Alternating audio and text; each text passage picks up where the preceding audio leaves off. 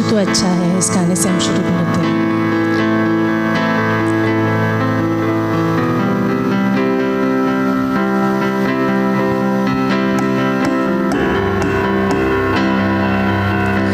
यीशु तू अच्छा है, यीशु तू अच्छा है, यीशु तू अच्छा है, तू बहुत अच्छा है।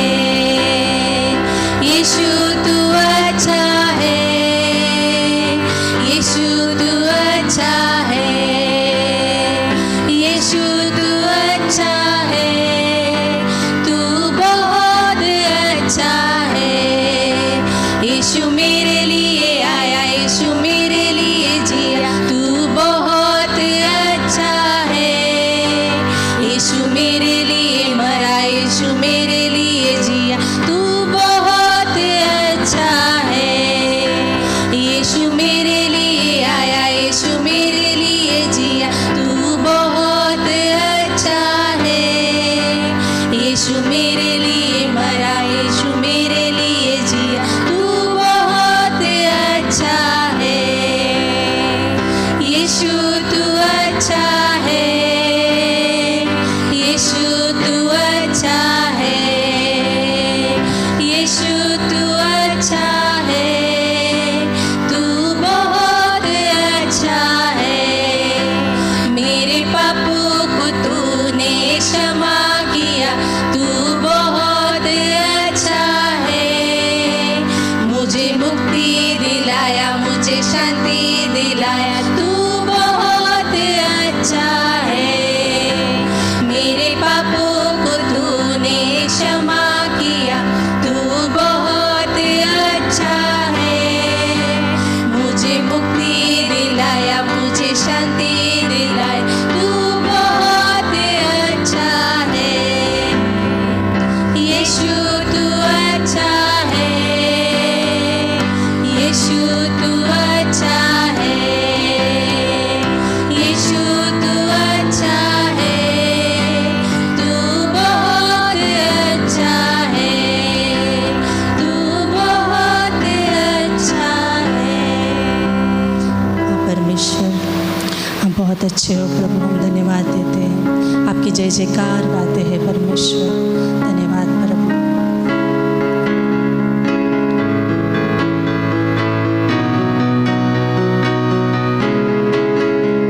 ओ जय जयकार, जय जयकार करे, ओ जय जयकार, जय जयकार करे। वो है हमारा राजा, राजा, दुख संकट से बचाता बचाता।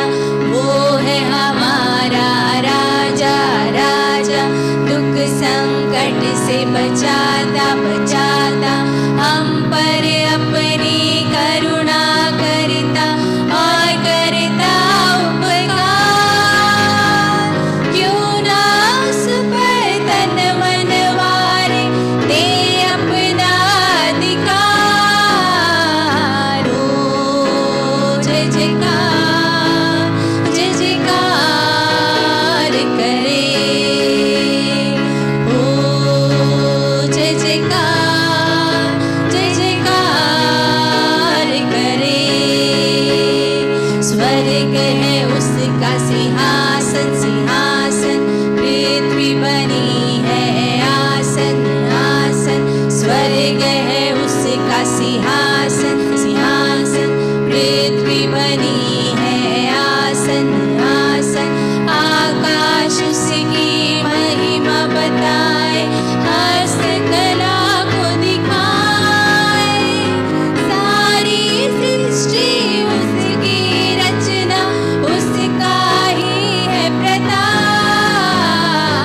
ओ जय जयकार, जय जयकार करे।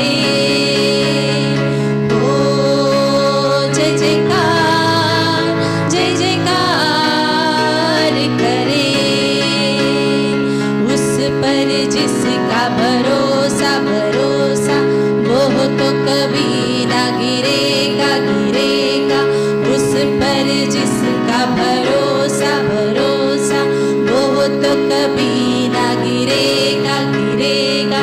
चाहे बीमारी चाहे गरीबी चाहे हो आकाल, सब संकट से सब कष्टों से हो जाएगा पार।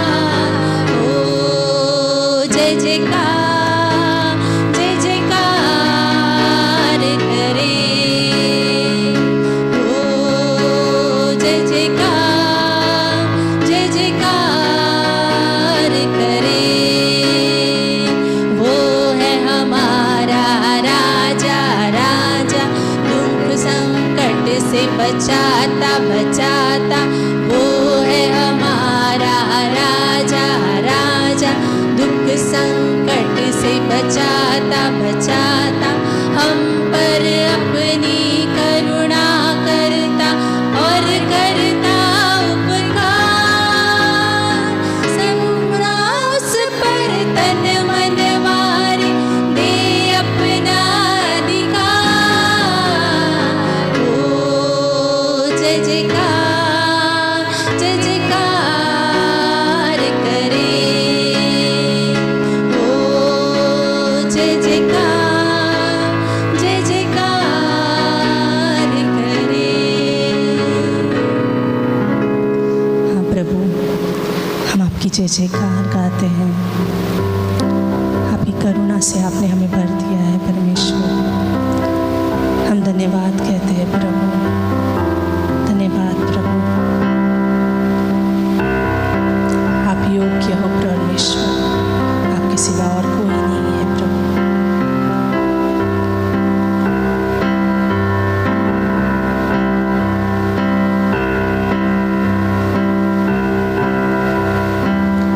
योग्य केवल तू,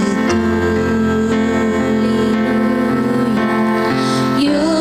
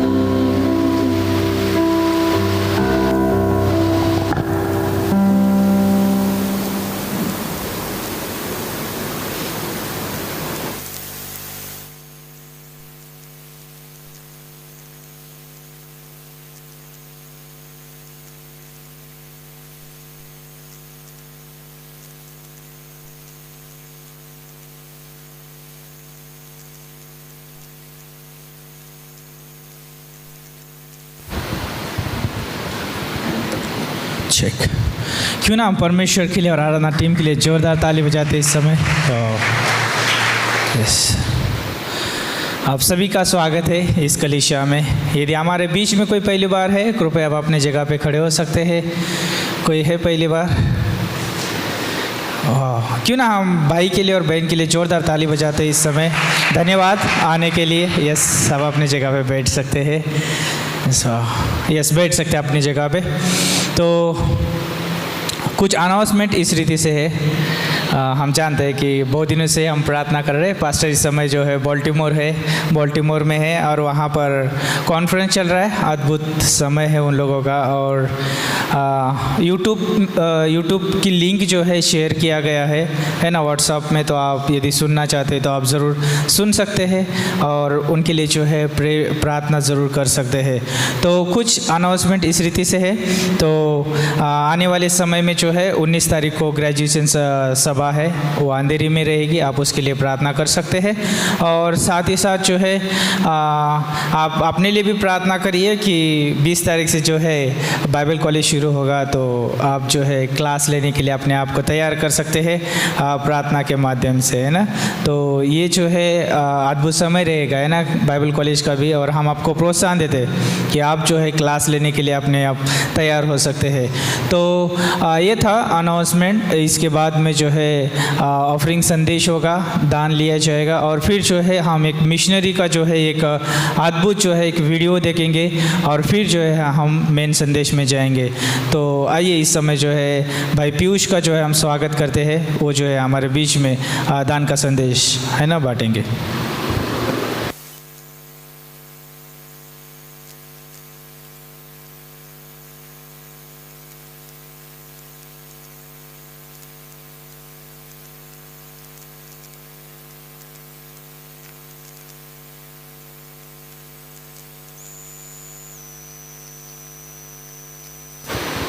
हेलो चेक। हाँ, सभी को जय मसीह की। सबसे पहले मैं परमेश्वर का धन्यवाद करता हूँ और पास्टर रोशन का भी धन्यवाद करता हूँ कि उन्होंने ये समय दिया। ये ऑफरिंग का मैसेज है। तो हम वचन पढ़ते हैं, 1 कुरिन्थी उसका 10वां अध्याय और 31वीं पंक्ति। 1 कुरिन्थी 10:31। यहाँ इस प्रकार लिखा है कि इसलिए तुम चाहे खाओ, चाहे पियो, चाहे जो कुछ करो, सब कुछ परमेश्वर की महिमा के लिए करो। तो यहाँ पे परमेश्वर का वचन कहता है कि हमें हमारे जीवन में जो भी हम हमारे जीवन में हर दिन जो भी कार्य करते हैं, उन कार्यों में हमें क्या करना है?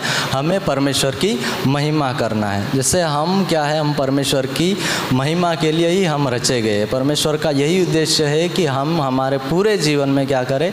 परमेश्वर की महिमा करें। बहुत सारी चीज़ें हैं, उन चीज़ों में हम क्या करते हैं? परमेश्वर की महिमा करते हैं। जैसे जब हम चर्च में आते, जब परमेश्वर की हम आराधना करते समय, परमेश्वर से प्रार्थना करते समय, जब हम उनका वचन नम्रता से सुनते हैं, जब हम उनको धन्यवाद देते हैं, उस समय क्या करते हैं? हम परमेश्वर की महिमा करते हैं। लेकिन परमेश्वर की महिमा सिर्फ इन्हीं चीज़ों में नहीं है। लेकिन जब हम परमेश्वर के ऊपर निर्भर होकर परमेश्वर को जब हम हमारा दान दशवांश देते, तभी भी क्या होती है? परमेश्वर की महिमा होती है। बाइबल में एक बहुत अच्छा उदाहरण है जो मुझे काफ़ी पसंद है, जो है 1 राजा में। जब हम 1 राजा के 10वें अध्याय में पढ़ते हैं, जो तो सिबा की रानी के आगमन के बारे में पढ़ते हैं। अब जो सिबा की रानी थी, वो एक सबाई जैसे एक लोग थे, उनकर वो शासन करने वाली एक रानी थी। उस रानी ने, जब सुलेमान इतना बुद्धिमान व्यक्ति था, जब उसका महल, बहुत सारी चीज़ें उसने इस रीति से बनाई थी, तो वो जो सिबा की रानी है, उसके बारे में सुनकर क्या आई? राजा सुलेमान के पास उससे मिलने के लिए आई। और जब वो आई तो उस समय कोई गाड़ियाँ नहीं थी। वो 1900 किलोमीटर तक आई, तो वो ऊंट की सवारी करके आई। और जब वो आई जो राजा के पास, तो एक रानी होने के नाते वो एक राजा के सामने आती, तो वो खाली हाथ नहीं आई। वो क्या है? भेंट लेकर आई। उस भेंट में सोना था, जैसे सुगंध द्रव्य था और मणि जैसी कीमती चीज़ें क्या थी, शामिल थी।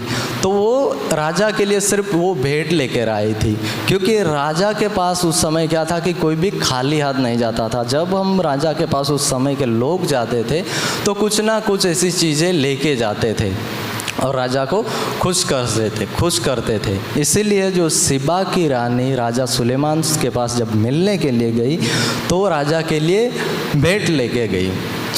आज के समय में आज ऐसा कोई इस दुनिया में राजा नहीं, अब सीधा प्रधानमंत्री है। लेकिन आज हमारा राजा कौन है? हमारा राजा प्रभु यीशु मसीह है। और जब हम कलीसिया में आते हैं, हम किसके पास आते हैं? हम हमारे राजा के पास आते हैं, जो हमारा राजा है, हमारा राजाओं का राजा, हमारा प्रभु का प्रभु। तो हम उनके पास आते हैं और जब हम हमारे प्रभु के पास आते तो हम खाली हाथ नहीं आ सकते। हम हमारे राजा के लिए हमें क्या करना है? भेंट लेके आना है। परमेश्वर वो सारी चीज़ें नहीं देखता, कितना बड़ा छोटा, लेकिन वो हमारी भेंट से क्या होता है? वो खुश रहता है। तो इन चीज़ों में भी परमेश्वर की महिमा है। तो आइए हम क्या करते हैं? हमारे राजाओं के राजा, हमारे प्रभु के प्रभु यीशु मसीह को भेंट देकर क्या करें? परमेश्वर की महिमा करें। आमीन। प्रार्थना करते। परमेश्वर हम धन्यवाद करते प्रभु, हम आपकी आराधना करते परमेश्वर। इस दान दशवांश को प्रभु आप आशीषित कीजिए और आगे की सभा को भी हम परमेश्वर आपके हाथों में सौंपते प्रभु। आप सहायता करें, आप मदद करें परमेश्वर। जो भी आपका दास परमेश्वर आपके वचन लेके आएगा प्रभु, उन वचनों के द्वारा परमेश्वर आप हमसे बातें कीजिएगा प्रभु। धन्यवाद करते परमेश्वर। सारी चीज़ों को पिता हम आपके हाथों में सौंपते। प्रार्थना प्रभु यीशु मसीह के नाम से मांगते हैं, आमीन।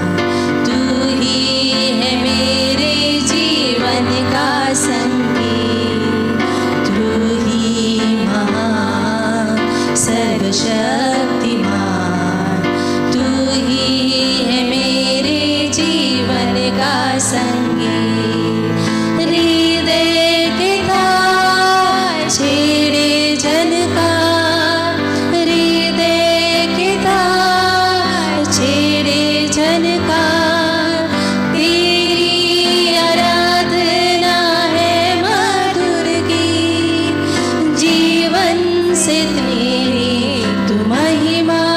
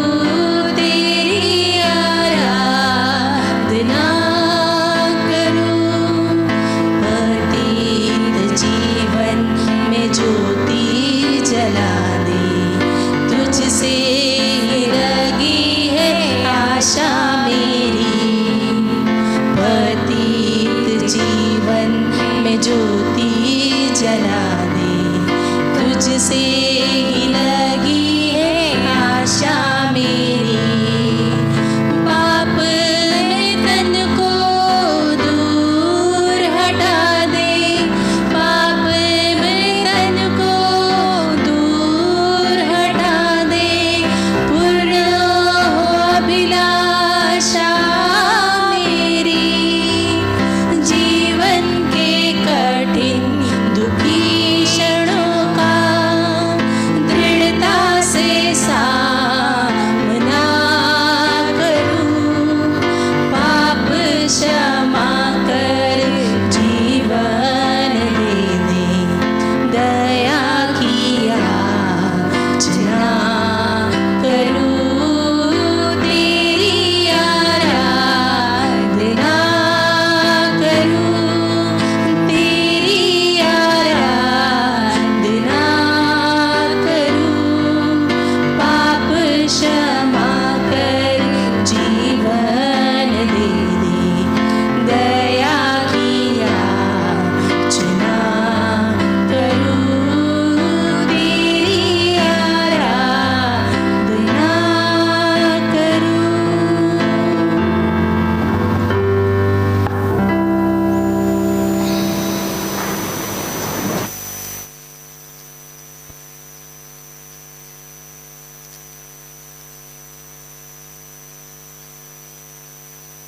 आप कल्पना कर सकते हैं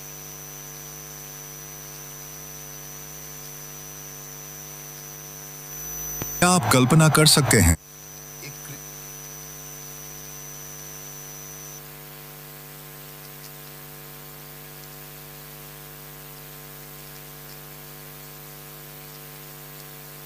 आप कल्पना कर सकते हैं एक क्रिकेट सुपरस्टार जिसके लिए हजारों लोग स्टेडियम में चीखते थे, जिसके पास पैसा था, नाम था, शोहरत थी, और फिर उसने सब कुछ छोड़ दिया। हाँ, सब कुछ।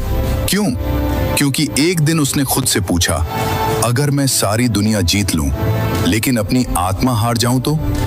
ये कहानी है एक ऐसे खिलाड़ी की जिसने बल्ला छोड़कर क्रूस उठा लिया और साबित किया जिंदगी लंबी नहीं, सच्ची होनी चाहिए। रुकिए, क्योंकि यह कहानी आपका जीवन बदल सकती है। लॉर्ड्स का मैदान खचाखच भरा हुआ था। गर्मी की धूप सफेद जर्सी पर चमक रही थी। भीड़ की आवाज समंदर की लहरों जैसी उठती और गिरती थी। मैदान के बीचों बीच एक युवा खड़ा था, आत्मविश्वासी, सुंदर, तेज निगाहों वाला। उसका नाम पूरे इंग्लैंड में गूंजता था। जब वह बल्ला उठाता तो मानो समय रुक जाता। जब वह शॉट मारता तो अखबारों की सुर्खियां पहले ही लिखी जा चुकी होती। लेकिन उस दिन उसके भीतर कुछ टूटा हुआ था। गेंद उसकी ओर बढ़ी, उसने शॉट लगाया, गेंद आसमान में उठी, लोग खड़े हो गए, तालियां गूंज उठी। लेकिन उस शोर के बीच उसके दिल में एक फुसफुसाहट थी। यह सब कितने समय के लिए है? रात को जब वह अपने आलीशान कमरे में लौटा, दीवारों पर लगी ट्रॉफियां चमक रही थीं, मखमली पर्दे हवा में हिल रहे थे, टेबल पर बधाई के पत्रों का ढेर था। लेकिन कमरे की खामोशी में उसकी आत्मा बेचैन थी। कुछ हफ्ते पहले की बात थी। उसके भाई की तबीयत अचानक बिगड़ गई थी। डॉक्टरों ने कहा था स्थिति गंभीर है। वह अस्पताल के बाहर खड़ा था। पहली बार उसने अपनी असहायता महसूस की। पहली बार उसे लगा क्रिकेट का बल्ला मौत के सामने बेकार है। पैसा सांस नहीं खरीद सकता, शोहरत जीवन को नहीं रोक सकती। उस रात उसने अपने भाई का हाथ थामा था। कमरे में दवाइयों की गंध थी, दीवार की घड़ी की टिक टिक डरावनी लग रही थी, और उसके मन में एक सवाल बार बार उठ रहा था, अगर आज सब खत्म हो जाए तो क्या मैं तैयार हूं? जब वह घर लौटा, उसने बाइबल खोली। उसकी नजर मत्ती 16 अध्याय पद 26 पर ठहर गई। मनुष्य यदि सारी दुनिया भी प्राप्त कर ले पर अपना प्राण खो दे तो उसे क्या लाभ? वह शब्द जैसे उसके सीने में उतर गए। उसे याद आया बचपन में उसने विश्वास के बारे में सुना था, लेकिन अब तक उसने जीवन को खेल, प्रसिद्धि और आराम के रूप में जिया था। अब पहली बार उसने महसूस किया उसकी आत्मा भूखी है। वह जीत रहा था लेकिन भीतर से हार रहा था। स्टेडियम में लोग उसे हीरो कहते थे, लेकिन रात को वह खुद से पूछता, क्या मैं सच में किसी महान उद्देश्य के लिए जी रहा हूं? उसके दोस्त जश्न मनाते थे, समाज उसे आदर्श मानता था, लेकिन वह जानता था एक दिन यह सब खत्म हो जाएगा। एक दिन ट्रॉफियां धूल खाएंगी, अखबार पीले पड़ जाएंगे, तालियां किसी और के लिए बजेंगी, और तब उसकी आत्मा के भीतर एक आग जल उठी। मुझे कुछ ऐसा करना है जो अनंत हो। उसे अभी पता नहीं था कि वह रास्ता उसे कहां ले जाएगा। वह नहीं जानता था कि एक दिन वह जंगलों में जाएगा। वह नहीं जानता था कि वह सब कुछ त्याग देगा। लेकिन उस रात तालियों के बीच खड़ा वह युवा पहली बार अपनी आत्मा की आवाज सुन रहा था, और वही आवाज उसका जीवन हमेशा के लिए बदलने वाली थी। उस रात जब पूरा शहर सो रहा था, वह जाग रहा था। खिड़की के बाहर हल्की बारिश हो रही थी। सड़क पर गैस लाइट की पीली रोशनी फैली हुई थी। कमरे में केवल एक दीपक जल रहा था और उसके सामने खुली हुई बाइबल। उसकी उंगलियां अभी भी उस पद पर टिकी थीं। मनुष्य यदि सारी दुनिया भी प्राप्त कर ले पर अपना प्राण खो दे तो उसे क्या लाभ। उसने आंखें बंद कर लीं।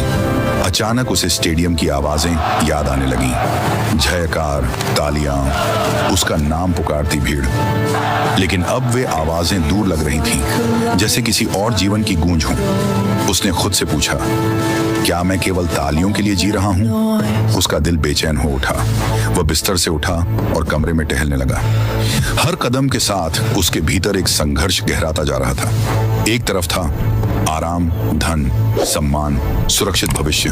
दूसरी तरफ एक अनजाना रास्ता जिसका अंत दिखाई नहीं देता था। उसे अपने भाई का चेहरा याद आया, वह अस्पताल का कमरा, वह असहायता। अगर वह चला जाता तो, अगर मैं चला जाऊं तो। उसने महसूस किया मौत किसी की प्रसिद्धि नहीं देखती। वह यह नहीं पूछती कि तुमने कितने रन बनाए, वह यह नहीं पूछती कि तुम्हारे पास कितनी संपत्ति है। वह केवल आत्मा का हिसाब पूछती है। उसकी आंखों में आंसू आ गए। पहली बार इंग्लैंड का वह निडर खिलाड़ी अपने ही कमरे में घुटनों पर झुक गया। प्रभु, अगर आप सच हैं तो मेरा जीवन ले लीजिए। मैं केवल खेल के लिए नहीं जीना चाहता, मैं अनंत के लिए जीना चाहता हूँ। कमरे में गहरी शांति छा गई। कोई गड़गड़ाहट नहीं हुई, कोई आसमान नहीं फटा, लेकिन उसके भीतर कुछ बदल गया, जैसे किसी ने उसकी आत्मा पर दस्तक दी हो, जैसे भीतर एक नया जन्म हुआ हो। सुबह जब सूरज उगा, दुनिया के लिए वह वही क्रिकेट स्टार था, लेकिन अंदर से वह अब वैसा नहीं था। स्टेडियम में अगला मैच खेलते समय भीड़ फिर चिल्लाई, लेकिन इस बार उसकी आंखें भीड़ से ऊपर कहीं और देख रही थीं। अब उसके मन में एक नया सवाल था, हे प्रभु, आप मुझे कहां भेजना चाहते हैं? और उसे पता भी नहीं था कि यह सवाल उसे एक दिन चीन की गलियों, भारत की धूल भरी पगडंडियों और अफ्रीका के जंगलों तक ले जाएगा। लेकिन अभी संघर्ष शुरू हुआ था। त्याग का तूफान अभी आना बाकी था। सुबह की रोशनी खिड़की से भीतर आ रही थी। सब कुछ सामान्य दिख रहा था, लेकिन उसके भीतर तूफान उठ चुका था। वह नाश्ते की मेज पर बैठा था। परिवार के लोग भविष्य की बातें कर रहे थे, नए कॉन्ट्रैक्ट, निवेश और आने वाले मैच। किसी को अंदाजा भी नहीं था कि उनके सामने बैठा यह युवा एक ऐसा निर्णय लेने वाला है जो सब कुछ बदल देगा। उसने धीरे से कहा, मुझे आप सबसे एक बात करनी है। कमरे में हल्की खामोशी छा गई। मैंने निश्चय किया है कि मैं अपना जीवन पूरी तरह प्रभु की सेवा में दूंगा। कुछ पल के लिए कोई शब्द नहीं बोला गया। फिर जैसे कमरे की हवा भारी हो गई। तुम मजाक कर रहे हो? तुम्हारा करियर अभी शुरू हुआ है। तुम्हारे पास नाम है, धन है, प्रतिष्ठा है। उसने शांत स्वर में कहा, यही सब तो है, लेकिन शांति नहीं है। उसकी आंखों में अब संदेह नहीं था। कुछ ही समय बाद उसने वह कदम उठाया जिसने पूरे इंग्लैंड को चौंका दिया। उसने अपनी विरासत की संपत्ति का बड़ा हिस्सा दान करने का निर्णय लिया। हजारों पाउंड जो उसे आरामदायक जीवन दे सकते थे, अब मिशन कार्य के लिए समर्पित हो रहे थे। अखबारों ने लिखा, क्रिकेट स्टार का पागलपन, युवा प्रतिभा ने भविष्य दांव पर लगाया। लोग हंसे, कुछ ने तिरस्कार किया, कुछ ने कहा यह भावनात्मक उन्माद है, कुछ महीनों में लौट आएगा। लेकिन वह लौटने वाला नहीं था। एक शाम वह अकेला बैठा था। उसने अपनी डायरी खोली, कलम उठाई और शब्द लिखे, only one life, it will soon be past, only what's done for Christ will last. उसने समझ लिया था जीवन क्षण भंगुर है, लेकिन जो कुछ मसीह के लिए किया जाए वही अनंत है। क्रिकेट का मैदान पीछे छूटने लगा। तालियों की गूंज धीरे धीरे स्मृति बन रही थी। अब उसके सामने एक नया मैदान था, जहां कोई दर्शक नहीं थे, जहां कोई ट्रॉफी नहीं थी, जहां केवल त्याग था। लेकिन उसी त्याग में उसे पहली बार सच्ची स्वतंत्रता महसूस हुई।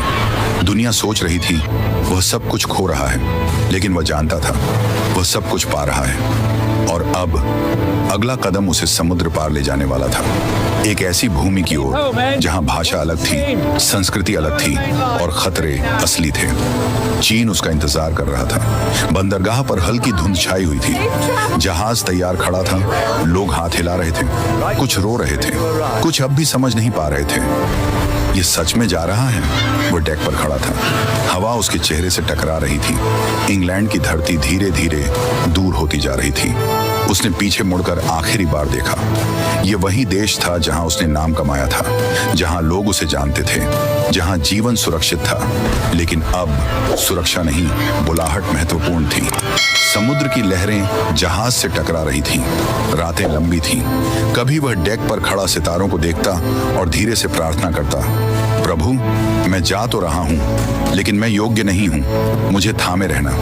कई हफ्तों बाद चीन की धरती सामने थी। सब कुछ अलग था, भाषा अनजानी, चेहरे अपरिचित, संस्कृति बिल्कुल भिन्न। पहले ही दिन उसे एहसास हो गया यह क्रिकेट का मैदान नहीं है। यहाँ कोई तालियां नहीं थी, कोई अखबार नहीं थे, कोई प्रशंसा नहीं थी।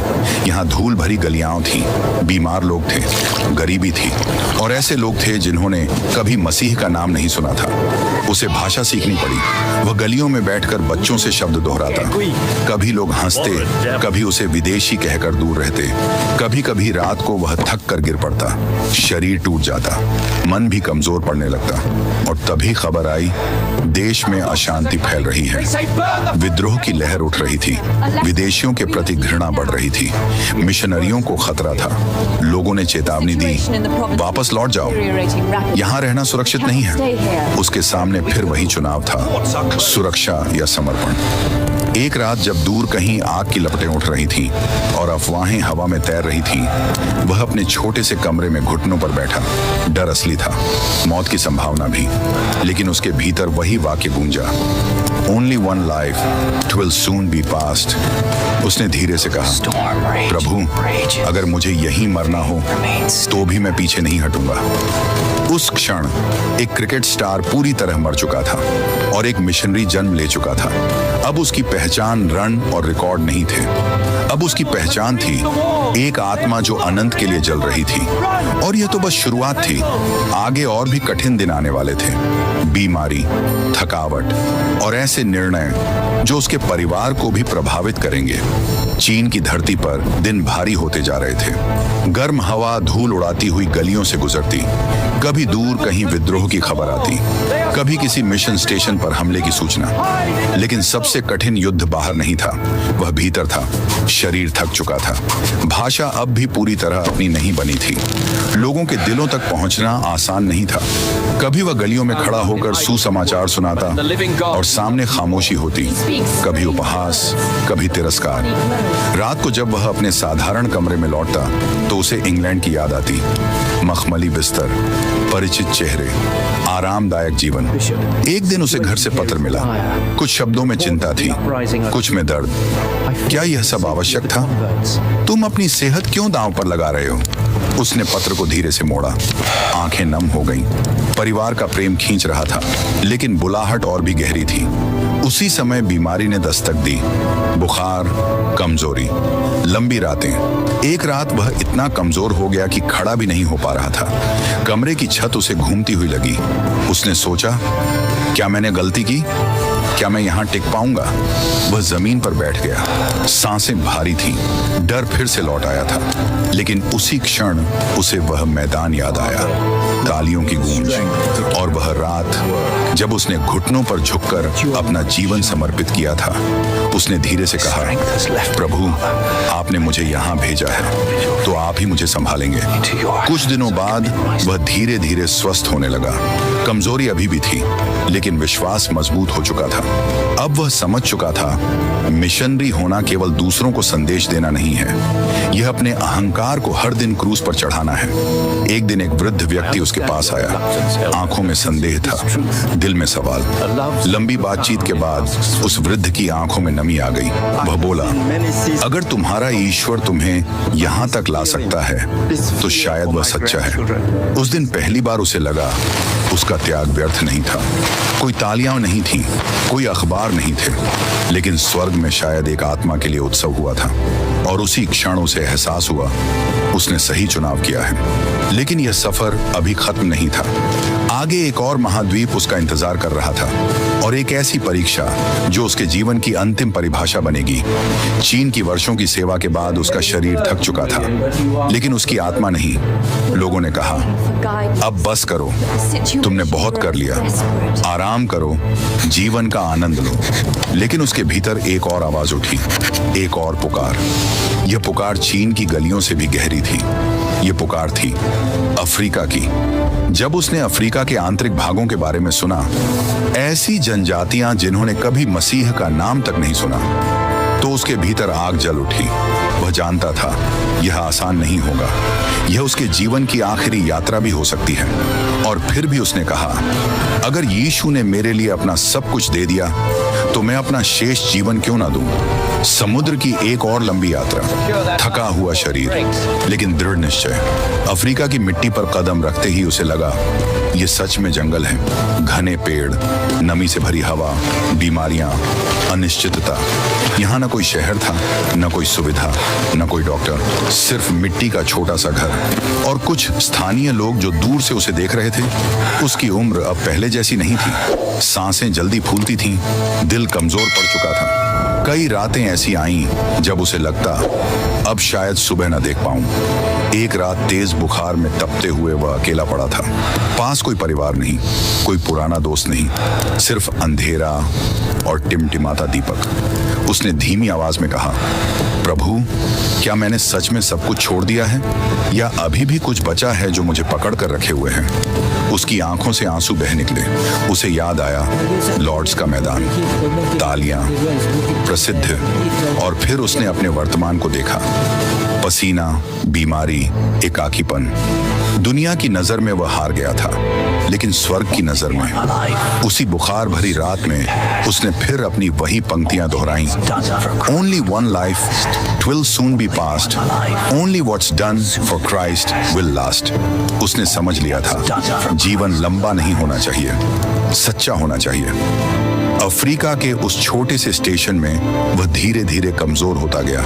लेकिन अजीब बात थी, जैसे जैसे उसका शरीर टूट रहा था, वैसे वैसे उसका विश्वास चमक रहा था। एक दिन उसने अपने साथियों से कहा, कुछ लोग आराम से जीते हैं और धीरे धीरे मर जाते हैं, मैं झलकर जीना चाहता हूँ।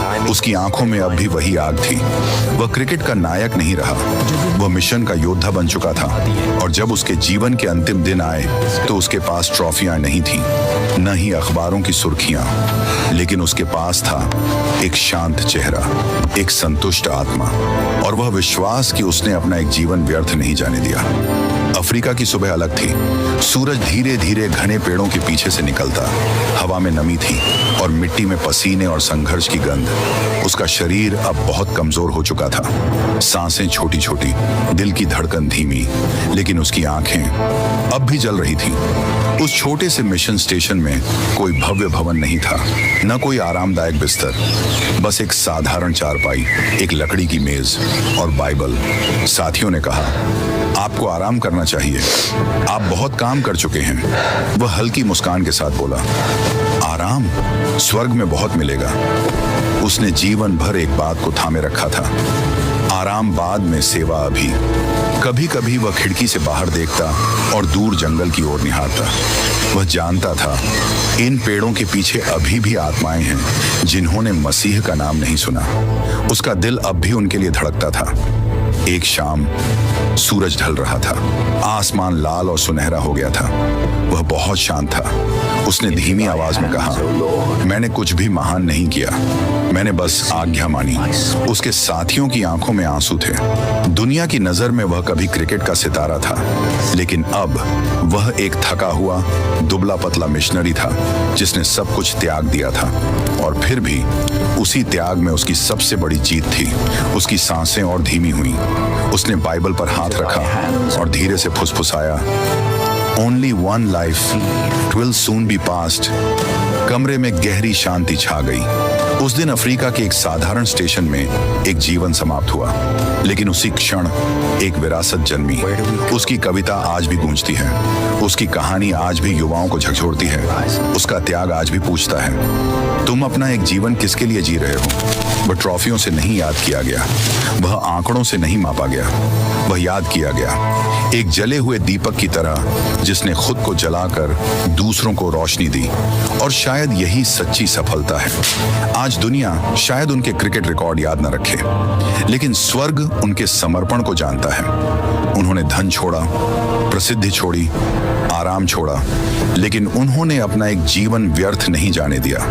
उन्होंने हमें एक सवाल देकर गए हैं, Only one life, it will soon be past, only what's done for Christ will last। दोस्तों, आपके पास भी एक ही जीवन है। एक दिन तालियां रुक जाएंगी, एक दिन लोग भूल जाएंगे, एक दिन शरीर थक जाएगा, लेकिन जो कुछ मसीह के लिए किया गया वह कभी नहीं मिटेगा।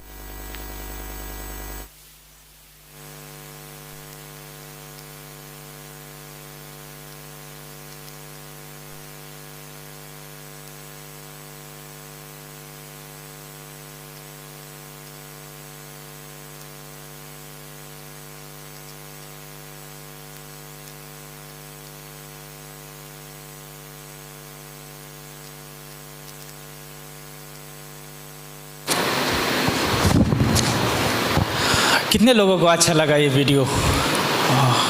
तो आपस में बात कर सकते हैं 2 मिनट के लिए। कोई है आपका पड़ोसी, है ना? सोए तो नहीं है ना कोई? तो आप अपने पड़ोसी से बात करिए कि क्या उस वीडियो में से आपको अच्छा लगा और क्या लेके जाना चाहते हो उस वीडियो से, है ना? पास्टर रोशी ने बहुत सोच समझ के जो है इस वीडियो को रखा है हमारे लिए, है ना, प्रोत्साहन के लिए। तो आप क्या लेके जाना चाहते हैं? आप एक दूसरे के साथ बात कर सकते हैं इस समय।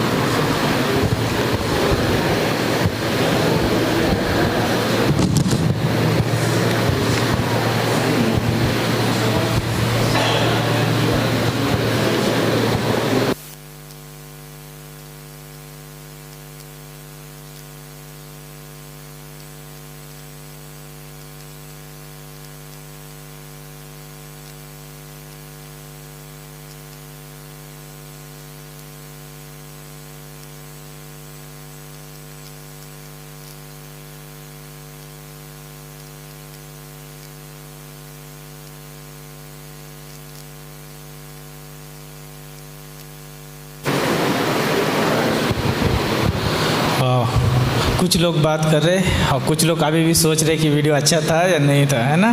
कोई बात नहीं, आप अपने घर पे जाके जो है बाद में सोच सकते हैं। लेकिन जो है मैं आज प्रभु के वचन से आप सभी के साथ बात करना चाहूँगा। मेरे साथ प्रभु का वचन पढ़ने के लिए निकाल सकते हैं मत्ती की किताब, उसका 16 अध्याय और उसका 26 पंक्ति जो वीडियो में थी, है ना, जो हमने सुना उस मिशनरी की मुख से।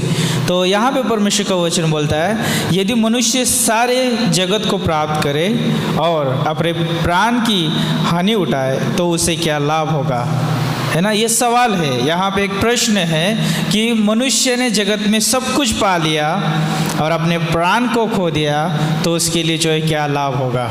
तो इस प्रश्न के बारे में सोच सकते हैं और सोच सकते हैं इस रीति से कि यदि मैं इस जगत में सब कुछ प्राप्त करूं, अच्छा जॉब रहे, अच्छी हमारा जीवन शैली रहे, है ना, और दिन प्रतिदिन हमारे लिए जो है सारी सुविधा रहे, लेकिन मनुष्य ने अगर प्राण ही खो दिया, है ना। तो कहने का मतलब ये है एक विश्वासी के लिए जो है हमेशा के लिए सुरक्षा है यीशु मसीह में, ओके, उसके बारे में सोचने की ज़रूरत नहीं है। लेकिन एक अविश्वासी के लिए सोचिए कि उसने इस जगत में सब कुछ प्राप्त किया और उसके पास अनंत जीवन नहीं है, उसके पास जो परमेश्वर नहीं है, तो उसके जीवन का जो है मकसद नहीं होगा, उसने मकसद को खो दिया। इसका थोड़ा सा वॉल्यूम कम कर सकते हैं आवाज़, ओके। तो इस मिशनरी के जीवन से हमने वही देखा कि एक अच्छा फेमस क्रिकेटर था, अच्छा वो क्रिकेट खेलने वाला व्यक्ति था, उसने जो है एक जो है लकड़ी छोड़ दिया, है ना, उसे बैट कहते हैं, वो लकड़ी छोड़ दिया, लेकिन जो है उस यीशु मसीह के उस क्रूस को वो भी एक लकड़ी थी, लेकिन वहाँ पर जो है बहुत ही बड़ा बलिदान था। और उसने जो एक संदेश प्राप्त किया कि यीशु मसीह ने क्या किया है, बलिदान दिया है, और उसने भी जो है एक बड़ा बलिदान दिया। और उसने भी एक निर्णय लिया कि मैं क्रिकेट छोड़ के क्या करूँगा, अब मैं क्या करूँगा, मिशनरी। तो कहने का मतलब ये है कि उसने जो है सब कुछ जो है पाने की कोशिश किया, लेकिन उसको कुछ नहीं मिला। लेकिन जब उसने जो है वो छोड़ा और जब मसीह के पीछे चलना शुरू कर दिया, उसको जो है सब कुछ मिला। तो वो वीडियो जो है बहुत अद्भुत था। मैं पास्टर रोशन के लिए भी धन्यवाद दूंगा कि कैसे परमेश्वर ने उनके साथ वो बात की और उन्होंने जो उस वीडियो को रखा। और इन दिनों में जो है उस वीडियो की हमारे लिए ज़रूरत है। कई बार हो सकता है कि हम मसीह है, हमने विश्वास किया है, हमने उद्धार पाया है, हो सकता है कि हम ठंडे हो चुके हैं सुसमाचार बांटने के प्रति, हो सकता है कि हम मसीह की सेवा के प्रति हम ठंडे हो चुके हैं। कई बार ऐसा हो सकता है कि हमने वीडियो में देखा कि उस मिशनरी ने जो है आराम का जीवन छोड़ के जो है परिश्रम करने का जीवन को चुना, है ना। उसने जो है मेहनत के जीवन को चुना। क्यों चुना? क्योंकि आप ये सोच सकते हैं कि यीशु मसीह ने तो हमें विश्राम करने के लिए बुलाया है ना। आप सोच सकते हैं मत्ती का 11:28 के अनुसार कि यीशु मसीह ने हमें बुलाया है, हाँ। उस वचन में बोलता है, हे बहुत से दबे हुए लोगों, मेरे पास आओ, मैं तुम्हें विश्राम देता हूँ। और आप सोच सकते हैं कि हमें विश्राम के लिए बुलाया तो हमें विश्राम करना चाहिए। ऐसा नहीं है। हाँ, विश्राम का मतलब है वो, हाँ, हम पाप में के बोझ से दबे हुए थे, हमारे पास बोझ था, हम उस बोझ को उठा नहीं सकते थे, अपने आप को हम बचा नहीं सकते थे। लेकिन यीशु मसीह ने जो है हमें संसार के, है ना, कोनों में से, संसार के हर एक जगह से हमें बुलाया और क्या किया, हमें उसने अपने नाम के ऊपर विश्वास करने की वजह से, हाँ, उसने हमें क्या दिया है, उद्धार दिया है। और हमारा सारा बोझ, जो पाप का बोझ था, उसने क्या कर दिया है, ख़त्म कर दिया है। हमारे पाप का सारा बोझ जो है उसने उतार दिया है। लेकिन आप जो है, हम जो है उस आनंद काल के विश्राम में हैं। लेकिन याद रखिए कि वो विश्राम जो है, हम स्वर्ग में जाने के बाद हमारे पास विश्राम ही विश्राम है। वहाँ पे हमारे लिए कोई काम नहीं है। जैसे देख रहे हैं आप, मेरे पास पसीना आ रहा है, वहाँ पे स्वर्ग में पसीना नहीं होगा, है ना। वहाँ पर जो है कोई भी कार्य नहीं होगा, है ना। वहाँ पे कोई मेहनत की बात नहीं होगी। अगर आप सोचोगे कि मुझे जो वहाँ पे सुसमाचार बांटना होगा, नहीं होगा। हमें यहाँ पर इस जगत में करना है। तो मैं कुछ चीज़ें बांटना चाहूँगा, जैसे कि वो उसी क्लिप के ऊपर जो है मेरा एक थीम है आज का संदेश का, कि आराम, है ना, आराम बाद में सेवा आवी। क्या है? आराम बाद में सेवा आवी। तो मेरे साथ प्रभु का वचन पढ़ने के लिए निकाल सकते हैं यूहन्ना की किताब, उसका 9 अध्याय और उसका 4 पंक्ति। यूहन्ना की किताब, उसका 9 अध्याय 4 पंक्ति। यहाँ पे बोलता है, जिसने मुझे भेजा है, हमें उसके काम के दिन ही दिन में करना आवश्यक है, और रात आने वाली है जिसमें कोई काम नहीं कर सकता। और 5 में बोलता है, जब तक मैं जगत में हूँ तब तक जगत की ज्योति हो। यहाँ पे कौन बोल रहा है? यीशु मसीह बोल रहा है। जो दिन में काम करने के लिए हमें बुलाया है, वो दिन में ही करना है, रात में नहीं। ओके। और यहाँ पे बोलता है आगे कि यीशु मसीह बोलता है, मैं जगत की ज्योति हूँ। यहाँ पर मैं एक बात बताना चाहता हूँ, ये जो है बहुत महत्वपूर्ण है। क्यों यीशु मसीह ने बोला कि दिन का काम जो है दिन में करना चाहिए, और एक रात आने वाली है, उस रात में जो कोई काम नहीं होगा? ये सोचने वाली बात है, ये प्रश्न है हमारे लिए। और सोच सकते हैं इसके बारे में कि दिन में ही क्यों करना चाहिए। अगर आज हम देखेंगे साधारण रीति से, तो हम आज जो है हम दिन में काम करते हैं, रात में नहीं। अगर मुंबई की बात अगर छोड़ दे, तो मुंबई में ऑफिस में रात को भी काम होता है। ओके, वो बात नहीं हो रही यहाँ पर। यहाँ पर जो है एक महत्वपूर्ण बात हो रही है। ये जो बात जो है ये सूरज के नीचे कार्य की बात नहीं हो रही है, लेकिन ये बात जो है एक मसीह के जीवन के बारे में बात है। यीशु मसीह जब इस धरती पर था तब यीशु मसीह इस जगत की ज्योति था। ओके, यीशु मसीह जब इस धरती पर था जगत की ज्योति था, और यीशु मसीह जगत की ज्योति होने के नाते जब तक इस समय वो धरती पर था उस समय तक वो काम पूरा करना चाहता था, और उसने काम पूरा किया। यूहन्ना की किताब उसका 19:30 अगर पढ़ेंगे वहाँ पे बोलता है कार्य पूरा हुआ, और उसने जो है उस उजियाले ने जो इस धरती पर आकर उसका कार्य क्या कर दिया है, पूरा किया है। और अब जो है अगर हम बात करेंगे यहाँ पर यीशु मसीह ने जो है वो कार्य पूरा किया है, लेकिन बोलता है कि रात में जो है कार्य किया नहीं जाएगा। और एक समय ऐसा आएगा कि एक समय ऐसा आया यीशु मसीह के जीवन में, यीशु मसीह जो है उस क्रूस पे चढ़ाया गया, और वहाँ पर हम देखते हैं कि इस संसार में जो है यीशु मसीह उसके बाद में नहीं रहा, है ना। वहाँ पर जो है यीशु मसीह जो है उठा लिया गया। फिर बाद में सोची कि यीशु मसीह यहाँ पर नहीं है, तो वहाँ पर आत्मिक अंधियारा है। तो लेकिन यीशु मसीह ने कहा कि तुम क्या हो, जगत की ज्योति हो। यीशु मसीह ने क्या कहा, तुम जगत की ज्योति हो। अब यीशु मसीह ने जो है हमारे लिए एक अद्भुत आदर्श छोड़ के चला गया है। जब यीशु मसीह धरती पर था कि उसने कहा कि मैं जगत की ज्योति हूँ, और उसने जो उसका कार्य पूरा किया। लेकिन आप जो है यीशु मसीह ने कहा कि तुम जगत की ज्योति हो, तो आम जगत की ज्योति होने के नाते क्या हमें जैसे यीशु मसीह ने कार्य किया वैसा करना चाहिए? कितने लोग सहमत है कि क्या हमें यीशु के जैसा कार्य करना चाहिए? यस, हम सब लोग बोलेंगे कि यीशु के जैसा कार्य करना बहुत ज़रूरी है। तो यहाँ पर जो है मैं बताना चाहूँगा कि अगर हम देखेंगे इस संसार में, संसार की बात जो है बहुत अलग है। ओके, संसार बोलता है यहाँ पर कि विश्राम के बारे में अगर देखेंगे, अगर लोगों के बारे में सोचता है कि रिटायर होने के बाद जो है अब मेरे पास कुछ काम नहीं है, बस मैं विश्राम कर रहा हूँ, है ना। लेकिन हमारे लिए अगर बात करेंगे एक विश्वासी के लिए कि वहाँ पर उसके लिए कोई रिटायरमेंट नहीं है ना। ये अगर उस मिशनरी के बारे में देखेंगे, है ना, उसको बहुत सारे लोगों ने बोला अभी तुझे जो विश्राम करने की ज़रूरत है, आराम करने की तुझे ज़रूरत है ना। बहुत सेवा हो गई, बहुत सारा चीज़ें हो गया, लेकिन उसने क्या किया? कुछ नहीं बोला, है ना। उसके जीवन के अंत तक वो क्या रहा? बना रहा। सोचिए कि यीशु मसीह के बारे में, यीशु मसीह भी इस धरती पर था, कभी यीशु मसीह ने विश्राम किया? नहीं। क्या यीशु मसीह ने किसी कार्य को छोड़ के जो है चलो अभी छोड़ देते कार्य, ऐसा किया? नहीं। वो जो है मनुष्य विश्राम कर रहे थे, लेकिन यीशु मसीह प्रार्थना कर रहा था, है ना। वो प्रार्थना में समय बिताते थे, वचन बांटने में, लोगों की सेवा करने में। यीशु मसीह ने जो है समय बिताया सेवा में। तो एक परमेश्वर का जन होने के नाते, परमेश्वर के लोग होने के नाते हमें याद रखना ज़रूरी है कि हमारे पास जो है ये समय है, ये जीवन है, हमारे पास दूसरा समय नहीं है, हमारे पास दूसरा मौका नहीं है कि हम इस धरती पर जो है आके जो है सुसमाचार बांटे, प्राणों को जीते। याद रखिए कि एक मनुष्य जब इस धरती को छोड़ता है दोबारा कभी नहीं आता है। यदि वो यीशु मसीह को पाया है, यीशु मसीह के ऊपर विश्वास किया है, धन्यवाद परमेश्वर का कि वो जो है स्वर्ग में पाया जाएगा। यदि उसने यीशु मसीह पर विश्वास नहीं किया है तो हमेशा के लिए जो है वो परमेश्वर से जो है दूर है। उसके जीवन में जो है कोई उजियाला नहीं है, कोई एक अच्छा दिन नहीं है, उसके जीवन में अंधियारा है। और हम सोच सकते हैं उसके बारे में कि उसके जीवन में रोशनी हम डाल सकते हैं।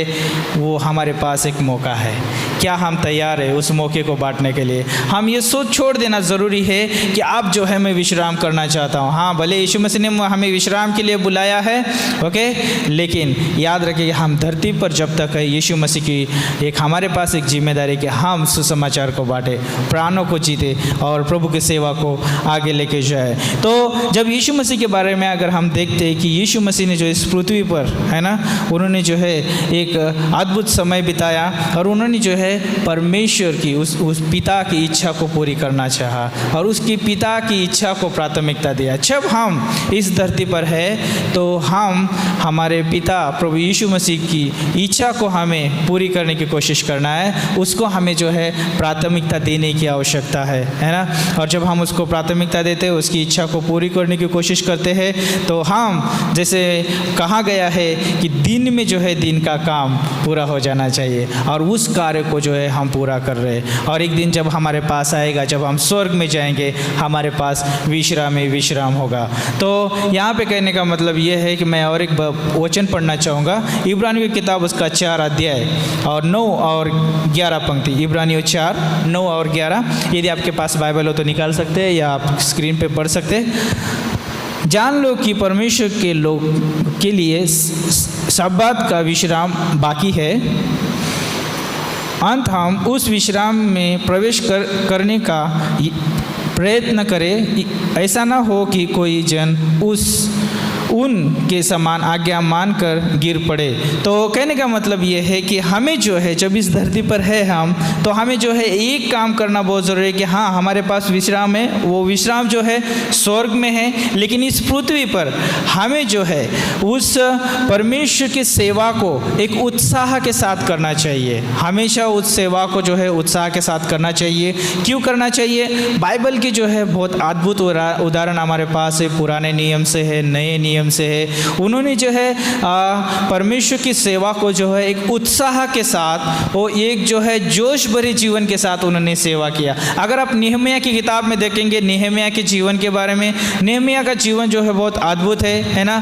एक राजा के दरबार में जो है एक पिलाव का काम करने वाला है, लेकिन इतना ही नहीं है, लेकिन वो परमेश्वर का जन है। और जब यरूशलेम की जो है दीवार टूट चुकी है और उस शहर पनाह को जो है बनाने के लिए वो गया है, जब वो शहर पनाह को बना रहा है तो वहाँ पर दुश्मन भी है, और वो दुश्मन क्या बोल रहे हैं, तो आजा हमारे साथ आके क्या कर, तू थोड़ा सा विश्राम कर। हाँ, बातचीत करने के लिए उसको बुला रहे, लेकिन नेहमिया का उत्तर क्या है उनके लिए? मैं तो बड़ा काम कर रहा हूँ। क्या बोलता है वो नेहमिया? मैं बड़ा काम कर रहा हूँ और इसीलिए मैं तुम्हारे पास नहीं आ सकता हूँ, है ना। क्या बोलता है?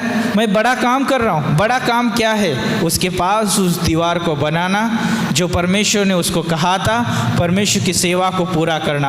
और आज हमारे पास भी वो शब्द है कि जब हम प्रभु की सेवा में हैं, कलीसिया में हैं, परमेश्वर की महिमा के लिए, परमेश्वर के कार्य के लिए परमेश्वर ने हमें बुलाया है, तो हम बोल सकते हैं, हमारे काम को बोल सकते हैं, हमारे जो है वो लोग जो परमेश्वर के पीछे हमें चलने के लिए रोकते हैं, परमेश्वर के वचन को पढ़ने के लिए रोकते हैं, प्रार्थना के लिए रोकते हैं, उन लोगों को बोलना है मेरे पास तुम्हारे लिए समय नहीं है, क्योंकि मैं बड़े काम में हूँ, है ना। बड़ी सेवा मेरे पास है, वो सेवा मैं पूरी करना चाहता हूँ। और नेहमिया के जीवन से हम सीख सकते हैं कि नेहमिया ने जो है बहुत अद्भुत कार्य किया, वहाँ पर बहुत अद्भुत जो है उनको जवाब दिया। तो हमारे लिए यही है, जब तक हम परमेश्वर का दिया हुआ काम पूरा ना हो जाए, तब तक हमें अपनी सेवा के साथ, है ना, क्या करना है? बने रहना है, उससे हटना नहीं है, उससे दूर नहीं होना है, क्योंकि परमेश्वर जो है हमसे लेगा। जब हम भी न्याय सिंहासन के ऊपर खड़े होंगे, तब परमेश्वर यीशु मसीह हमको पूछेगा, हमें उस समय का सारी चीज़ों का जो है लेखा देना होगा, है ना। हमारे लिए जो दंड नहीं होगा, हमारे लिए कोई जो है ये नहीं होगा, लेकिन हमें उसका लेखा देना होगा कि किस रीति से जो है हमने जो है उस जिम्मेदारी को पूरा किया जो यीशु मसीह ने जिम्मेदारी दिया। तो सोचिए यीशु मसीह के बारे में, यीशु मसीह धरती पर था, उसने अपनी जिम्मेदारी से कभी भी जो है दूर नहीं हटा, है ना। उस जिम्मेदारी को उसने सही से पूरा किया, और आज उसका उदाहरण हमारे लिए है। और बाइबल में हम देखते हैं बहुत सारे ऐसे उदाहरण हैं, वैसे बहुत सारे ऐसे लोग हैं जिन्होंने जो है परमेश्वर की सेवा को पूरी किया है। और अगर पौलुस के बारे में अगर देखेंगे, दूसरा तीमुथियुस किताब उसका 4 अध्याय 7 से लेकर 8 पंक्ति में पौलुस बोलता है कि मैं अच्छी कुश्ती लड़ चुका हूँ, मैं अपनी दौड़ पूरी कर चुका हूँ। सोचिए कि वो बोलता है कि मैं अच्छी कुश्ती लड़ चुका हूँ, मैं अपनी दौड़ पूरी कर चुका हूँ। और ये पौलुस के जीवन से हम यही सीख सकते हैं। पौलुस जो है, चाहे वो जेल में था, बहुत सारी ऐसी विपत्ति में था, हर एक जगह पे था, लेकिन उसने जो है कभी बहाना नहीं दिया। उसने क्या किया?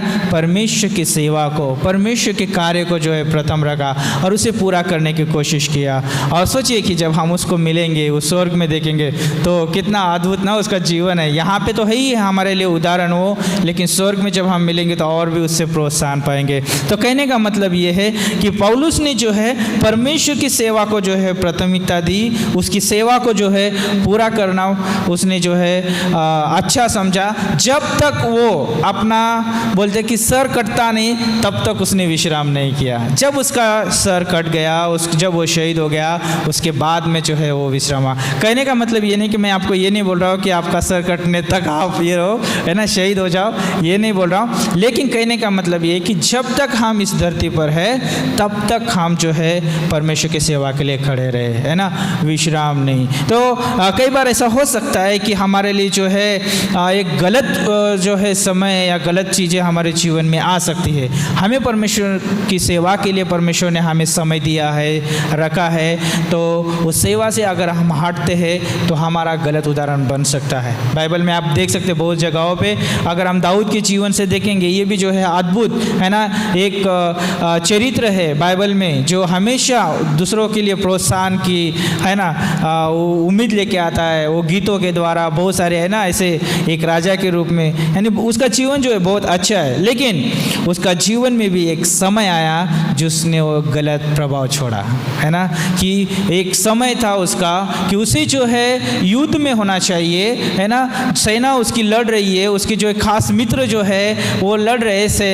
मैदान में, और ये जो है उस दौरान जो है आके जो है अपने महल में जो है विश्राम कर रहा है। और उस दौरान उसने क्या किया कि उसका विश्राम उसके लिए जो है सबसे बड़ी गलती, सबसे बड़ा पाप बन गया। और उसने क्या किया, वो सिर्फ विश्राम नहीं किया, लेकिन वहाँ पर जो है बत्सिबा के साथ उसने पाप किया, और वो सबसे बड़ी उसकी गलती थी। और हम देखते हैं वहाँ पर कि उसको जो है मैदान में होना चाहिए था, उसने जो है उस सेवा को छोड़ के विश्राम करना चुना। तो आज जो है हम सेवा में हैं, ओके, हम विश्राम करना नहीं चुन सकते हैं, क्योंकि विश्राम देना परमेश्वर का काम है, उसने हमें दिया है। लेकिन हम विश्राम जब स्वर्ग में जाएंगे वहाँ पे हमारे लिए विश्राम ही विश्राम है। अब हमें क्या करना चाहिए, लास्ट में मैं कुछ चीज़ें बताना चाहूँगा यहाँ पर। अगर हम यहाँ पर देख सकते हैं कि अगर हम समय का अगर सदुपयोग नहीं करेंगे तो शैतान जो है हमारे लिए तैयार है कि वो समय में क्या कर सकता है, हमें इस्तेमाल करने के लिए। इफिसियों की किताब उसका 5 अध्याय और इसका 15 और 16 पंक्ति में बोला है, इसीलिए ध्यान से देखो कि कैसी चाल चलते हो, निर्बुद्धियों के समान नहीं पर बुद्धिमानों के समान चलो, अवसर को बहुमूल्य समझो क्योंकि दिन बुरे हैं। क्या बोलता है यहाँ पर, अवसर को जो है बहुमूल्य समझना है क्योंकि जो है दिन बुरे। अगर हम संसार में देखेंगे तो अभी इस समय कितनी बुराइयाँ चल रही है ना, कितने लोग जो है कैसे एक दूसरे के खिलाफ जाके कार्य कर रहे हैं। लेकिन हमारे लिए जो है सबसे बड़ी बात यह है कि हम जो है हम एक परमेश्वर के अवसर में हैं, और उस अवसर को जो है बहुमूल्य समझना है, क्योंकि हमारे पास बड़ी सेवा है, साधारण सेवा नहीं है, बड़ी सेवा है। अगर आप किसी को यीशु के नाम से जो है जो भी सुसमाचार बांटते हैं, उसके यीशु के नाम से उसके प्रति कुछ कार्य करते हैं, आप कभी भी इनाम नहीं खोएंगे, क्योंकि वो यीशु के नाम से किए गए कार्य है। तो यहाँ पर जो है अंत में जो है मैं बताना चाहूँगा, अगर हम यदि अपने जीवन में कुछ लागू करना चाहते हैं, इस संदेश से हमें एक ही चीज़ लागू कर सकते हैं, जैसे कि हमने उस वीडियो में देखा कि उस मिशनरी ने जो है आराम करना नहीं चुना, लेकिन जो है परमेश्वर की सेवा करना, है ना, बलिदान देना, त्याग करना उसने सीखा। तो उसने जो है वो सो सकता था, आलस कर सकता था, लेकिन उसने क्या किया, उसके आलस को पहचाना और उसने क्या किया, कुछ बहाना नहीं दिया। भले वो थक चुका था, बीमार हो चुका था, उसके जीवन में बीमारियाँ आ गई थी, लेकिन मृत्यु तक, उसके अंत के समय तक वो उसने हार नहीं मानी, है ना। उसने क्या किया, अपने जीवन में आलस नहीं आने दिया। जहाँ पर आलस आता है वहाँ पर हम रुक जाते हैं, हम सेवा नहीं कर पाते या कोई काम भी नहीं कर पाते। आप ही उदाहरण के लिए समझे कि यदि रविवार का दिन है और सुबह से जो है कुछ काम किए या ना भी किए वो काम, लेकिन शाम के समय अगर आलस आ गया तो बोलते कि आज नहीं जाता हूँ, अगले रविवार को चाहता हूँ, है ना। तो यही एक सबसे बड़ा हथियार है शैतान का कि हमें परमेश्वर का वचन सुनने के लिए रोकता है, प्रार्थना करने के लिए रोकता है, आराधना करने के लिए रोकता है। और जब हम ये हमारे लिए जीवन में ये रुकावट आती है तो हमारे जीवन में थकान महसूस हो जाती है। जब हम थक जाते हैं तो हम कुछ भी नहीं कर पाते, निराश निराश हो जाते हैं और शैतान चाहता है कि हम निराश हो जाए, थक जाए। लेकिन परमेश्वर ने बोला, हे बोझ से दबे हुए लोगों, ए थके हुए लोगों, मेरे पास आओ, मैं तुम्हें विश्राम देता हूँ। कहने का मतलब जब हम यीशु के पास आते हैं, परमेश्वर की उपस्थिति में आते हैं, हम प्रोत्साहन पाते हैं, वचन से बढ़ते हैं, परमेश्वर के प्रेरणा से हम बढ़ते हैं। और दूसरी बात अगर हम देखेंगे, हमारी प्राथमिकता को बदलना बहुत आवश्यक है। हमारी प्राथमिकता को बदलना आवश्यक है। अगर हम जैसे मानो कि हम दिन में जब सुबह उठते हैं तो कुछ हमारी और प्राथमिकता हो सकती है, तो हमें वो प्राथमिकता बदल कर क्यों ना हम परमेश्वर को प्रथम दें, है ना। जैसे हम उठते हैं, हम प्रार्थना करें, परमेश्वर को धन्यवाद दें, प्रभु की आराधना करें, प्रभु की महिमा करें, है ना। बाद में हमारा काम हो सकता है, दिन के जो भी हमारे कार्य है वो हम कर सकते हैं। तो हमें जो है वो बहुत ज़रूरी है। कई बार ऐसा हो सकता है कि हमारा मोबाइल तो साइड में ही रहता है ना। हम जब उठते हैं तो पहले हम मोबाइल देखते हैं, मोबाइल में अगर किसी का मैसेज आया तो वो हम देखते हैं, उसका रिप्लाई देने की सोचते हैं, बहुत इम्पोर्टेंट लगता है। लेकिन सबसे बड़ी इम्पोर्टेंट बात यह है, क्या हम परमेश्वर को, उसकी बातों को, उसके वचनों को हमारे पास रखते हैं, है ना। अगर हम उस वचनों को, उसकी बातों को हम अपने पास प्रथम रखते हैं तो हमारा जो है दिन जो है बहुत अच्छा रहेगा और दिन के काम दिन में होंगे, रात की ज़रूरत नहीं पड़ेगी, है ना। और अंत में हमें जो है मजदूर नहीं बनना है, मजदूर बनना है हमें, लेकिन दर्शक नहीं बनना है। देखने वाले तो बहुत होते हैं, है ना, लेकिन खेलने वाला या मेहनत करने वाला कुछ ही लोग होते हैं। तो इसीलिए जो है यीशु मसीह ने भी बोला, है ना, कि स्वर्गीय पिता से प्रार्थना करो ताकि वो मजदूरों को भेजे, है ना। खेत तो पक चुके हैं, है ना, और खेत के मालिक से क्या करो, दुआ करो कि वो मजदूरों को भेजे। तो हमें जो है क्या होना है, मजदूर बनना है ना। किसका मजदूर बनना है? बाहर का मजदूर नहीं, हमें परमेश्वर का मजदूर बनना है। उसमें क्या है, उसकी सेवा करना है, उसके कार्य को हमें आगे लेके जाना है। तो मैं आपको यही प्रोत्साहन देना चाहूँगा कि हमें अब आराम नहीं करना है, बाद में करना है ना। हमें पहले क्या करना है, सेवा करना है। और जब हम स्वर्ग में जाएंगे हमारे पास आराम ही आराम है। वहाँ पे कोई हमें प्रार्थना करने की ज़रूरत नहीं है, वहाँ पे हमें कोई सुसमाचार बांटना नहीं है, वहाँ पे ऐसा प्रचार भी नहीं होगा, ओके। वहाँ पे जो है कोई प्राणों को जीतना नहीं होगा। लेकिन ये समय है, अगर हमने ये समय खो दिया दोबारा कभी नहीं मिलेगा। तो उस वीडियो को आप दोबारा देख सकते हैं, है ना, और इन वचनों को पढ़ सकते हैं और प्रभु के द्वारा प्रोत्साहन पा सकते हैं। तो आइए प्रार्थना करते हैं। प्रभु हम धन्यवाद देते हैं, आपकी स्तुति करते हैं प्रभु। इस समय प्रभु ये वचन आपने हमें दिया है परमेश्वर की सेवा पहले और आराम बाद में। परमेश्वर यीशु मसीह आप जब धरती पे थे तो आपने वही किया। और गॉड हम प्रार्थना करते रियली प्रभु आपके उस आदर्श को हम लेके चल सके प्रभु, क्योंकि आपने इस धरती पर पहले प्रभु सेवा किया और सेवा करने के बाद जब आप स्वर्ग में हैं प्रभु, आप वहाँ पर आपके पिता के पास है प्रभु। धन्यवाद देते गॉड, हम यहाँ पर भी सेवा करना चाहते हैं। वहाँ पे प्रभु आपके चरित्र स्वभाव को प्रकट करना चाहते हैं, प्राणों को जीतना चाहते हैं और एक दिन प्रभु आपके पास आके प्रभु हम आपके साथ रहना चाहते हैं हमेशा के लिए। वो हमारे लिए सबसे बड़ा विश्राम है प्रभु। धन्यवाद देते प्रभु, आपने हमें बुलाया, आपने हमें चुना है, आपके कार्य के लिए रखा है और इस्तेमाल कर रहे हैं और करते रहिए प्रभु। हमें इस्तेमाल ऐसे हम प्रार्थना करते हैं। धन्यवाद देते प्रभु, आगे का समय आपके हाथों में सौंपते यीशु के नाम से मांगते हैं, आमीन। ओके, अभी एक गीत होगा और फिर बाद में हम अंत में प्रार्थना करेंगे।